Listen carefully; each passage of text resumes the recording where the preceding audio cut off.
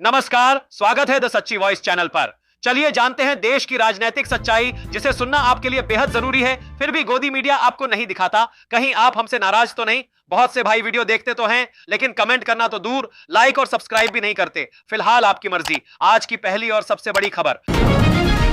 दोस्तों, संसद में आज पूरी पोल खोल दी गई। संजय सिंह ने दहाड़ते हुए कहा कि आप हर बार हिंदू मुस्लिम तो करते रहते हो, लेकिन कभी हमारे दलित भाइयों के बारे में नहीं सोचते। किसी मुस्लिम ने नहीं कहा था कि गले में हांडी बांधकर घूमो, और न ही किसी मुस्लिम ने कहा था कि हमारे पास बैठकर खाना मत खाओ। यह भेदभाव किसने पैदा किया? सुनिए पहले, फिर बात करते हैं। किस मुसलमान ने कहा था हाड़ी में बांध के दलितों को सामने हाड़ी बांध के चलना पड़ेगा? किस मुसलमान ने कहा था हमारे बगल में बैठ के दलित खाना नहीं खा सकता? किस मुसलमान ने कहा था दलितों को मंदिर के अंदर प्रवेश वर्जित है? चलो लाल किला तोड़ते हैं, चलो ये अंग्रेजों ने जो दिल्ली का रेलवे स्टेशन बनाया इसको तोड़ते हैं, चलो पूरे देश में खोदते हैं, सारी सड़कें तोड़ते हैं, सारे पुल तोड़ते हैं, पूरे देश में तोड़फोड़ करते हैं।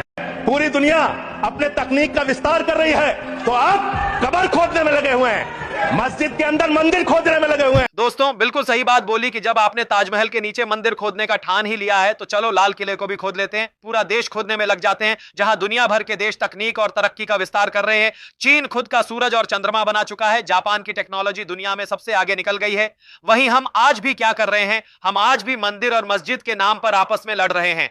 जब तक हम गड्ढे खोदने में लगे रहेंगे, तब तक दुनिया हमसे आगे निकलती रहेगी। आप ही बताइए, क्या हमें स्कूल, अस्पताल और रोजगार की नींव की खुदाई नहीं करनी चाहिए? नजर डालते हैं अगली खबर की ओर। दोस्तों, आपको पता ही होगा कि यह सरकार हर बार कुछ न कुछ नया बहाना बनाती रहती है।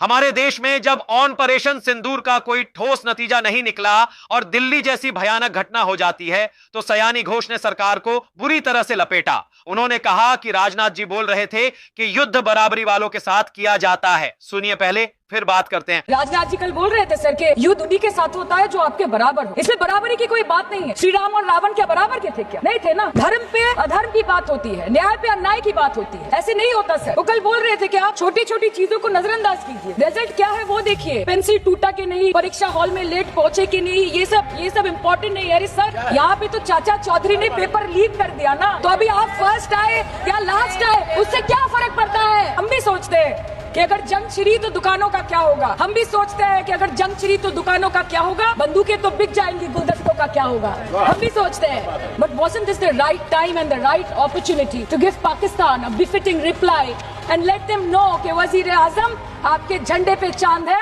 और हमारा झंडा चांद पे है। To let Pakistan know कि आप 1 किलो आटे के लिए आपस में लड़ते हैं और हम हर दिन गुरुद्वारे में पूरी और हलवा बांटा करते हैं। फर्क है ना सर? पर जवाब नहीं दे पाए।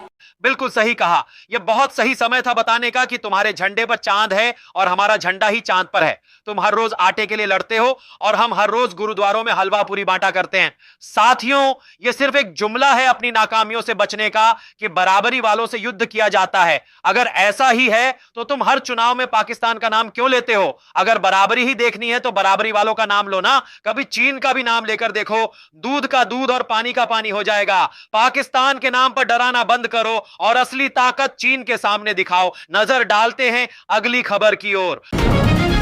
दोस्तों, आप जो मेरे पीछे वीडियो देख रहे हैं, उसे देखकर हर भारतीय की आंखें नम हो जानी चाहिए। यह उन्नाव कांड का वही पीड़ित परिवार है जो आज इसलिए सड़कों पर है क्योंकि मुख्य आरोपी को बेल मिल गई है। हद तो तब हो गई जब ये लोग शांति से आंदोलन कर रहे थे तो इन्हें न्याय देने के बजाय पुलिस ने हिरासत में ले लिया। थक हार कर जब इन लोगों के पास कोई चारा नहीं बचा, तब राहुल गांधी ने उन्हें सामने से बुलाया और भरोसा दिलाया कि मैं तुम्हें न्याय दिलाऊंगा। अगर मेरी बातों का यकीन नहीं है तो पहले यह वीडियो देखिए।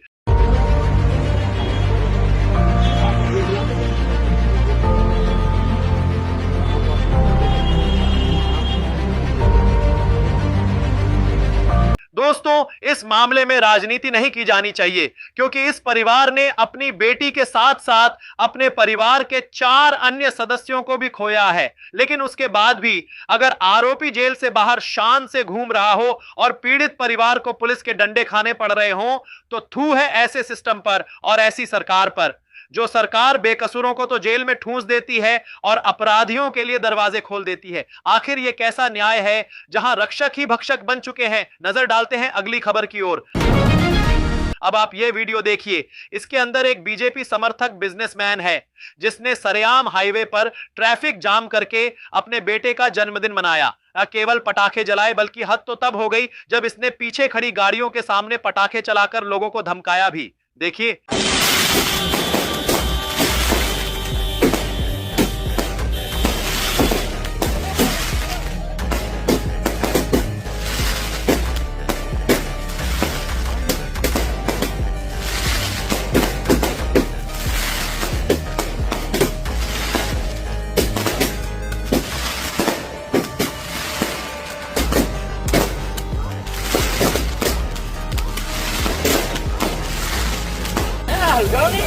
भाई दस्का मुझे समझ में नहीं आ रहा कि हमारा देश किस दिशा की ओर जा रहा है। आए दिन कुछ ना कुछ ऐसा घटिया तमाशा होता ही रहता है। ऐसा लगता है कि जिसके पास पैसा आ जाता है वह खुद को इंसान नहीं भगवान समझना शुरू कर देता है। इस व्यक्ति ने एक बार भी नहीं सोचा कि इसके चंद मिनटों के जश्न के लिए हाईवे पर फंसे उन सैकड़ों हजारों लोगों का क्या होगा। किसी को अस्पताल जाना होगा तो किसी को जरूरी काम से, लेकिन इन्हें तो अपने पैसों और सत्ता की पावर दिखानी थी और दिखा दी। मुझे डर है कि इसके खिलाफ कोई कड़ा एक्शन नहीं होगा, क्योंकि ये पैसे वाला है और रसूखदार है। अगर पुलिस पकड़ भी लेगी तो चंद घंटों में फिर बाहर आ जाएगा। क्या हमारे देश का कानून और सिस्टम सिर्फ गरीबों को डराने के लिए बना है? अगर देश को सुचारू रूप से चलाना है तो सिस्टम को रसूखदारों के खिलाफ भी उतना ही मजबूत होना पड़ेगा, वरना ऐसे लोग आम जनता का जीना हराम कर देंगे। नजर डालते हैं अगली खबर की ओर। दोस्तों, आज क्रिसमस के मौके पर देश से एक बेहद शर्मनाक तस्वीर सामने आई है। उन कट्टरपंथी विचारधारा के लोगों ने, जिन्हें आप धर्म के नाम पर बने अंधभक्त कह सकते हो, चर्च के बाहर जाकर न केवल हंगामा किया बल्कि वहां हनुमान चालीसा का पाठ भी किया। क्रिसमस की सजावटों के साथ तोड़फोड़ की गई और धर्म के नाम पर लोगों को उकसाकर अमानवीय व्यवहार किया गया। देखिए पहले ये वीडियो से के दोस्तों के, जहां एक तरफ ये नफरती तांडव चल रहा है, वहीं दूसरी ओर इनके आका मोदी जी खुद चर्च में जाकर क्रिसमस मना रहे हैं। यही असली मानसिकता है इनकी। एक तरफ अपने नफरती चिंटुओं को खुली छूट दे रखी है कि जाओ देश में दूसरे धर्मों के खिलाफ नफरत फैलाओ और अपराध करो, वहीं दूसरी ओर खुद उसी धर्म के कार्यक्रम में शामिल होकर सबका साथ का ढोंग कर रहे हैं। इसे कहते हैं दोगलापन। इसी राजनीति की बदौलत इनकी कुर्सी बची रहती है। ये ना तो दंगाइयों पर कोई ठोस कार्रवाई करते हैं और न ही जरूरी मुद्दों पर बात करते हैं। इन्हें पता है कि जब तक देश में नफरत का जाल फैला रहेगा तब तक इन्हें सत्ता की कोई चिंता नहीं है। जनता आपस में लड़ती रहेगी और सत्ता इनके पास बनी रहेगी। नजर डालते हैं अगली खबर की ओर। साथियों, आज लोकसभा में विपक्ष के नेता राहुल गांधी ने देशवासियों को क्रिसमस और नए साल की शुभकामनाएं दी, जिसमें उन्होंने सोशल मीडिया पर वीडियो संदेश जारी कर कहा कि यह त्योहार आपके जीवन में खुशी, आनंद और समृद्धि लाए और आपका जीवन प्रेम व करुणा से भरा रहे। इसके साथ ही उन्होंने उन्नाव रेप पीड़िता से मुलाकात की, जो दिल्ली के 10 जनपद स्थित सोनिया गांधी के आवास पर हुई, जहां राहुल गांधी और सोनिया गांधी ने पीड़िता व उसके परिवार को न्याय और सुरक्षा दिलाने का आश्वासन दिया। पीड़िता ने कहा कि राहुल भैया ने फोन करके बुलाया था और उन्होंने न्याय दिलाने का वादा किया है। विपक्ष का दावा है कि जहां सरकार चर्च में शांति की बात करती है, वहीं उन्नाव जैसे मामलों में न्याय दिलाने में विफल रही है। नजर डालते हैं अगली खबर की ओर। कर्नाटक के चित्रदुर्ग जिले में आज एक भीषण सड़क हादसा हुआ, जहां नेशनल हाईवे 48 पर एक स्लीपर बस और एक लॉरी की टक्कर के बाद बस में आग लग गई, जिसमें 13 लोगों की मौत हो गई और कई अन्य गंभीर रूप से घायल हुए। नजर डालते हैं अगली खबर की ओर।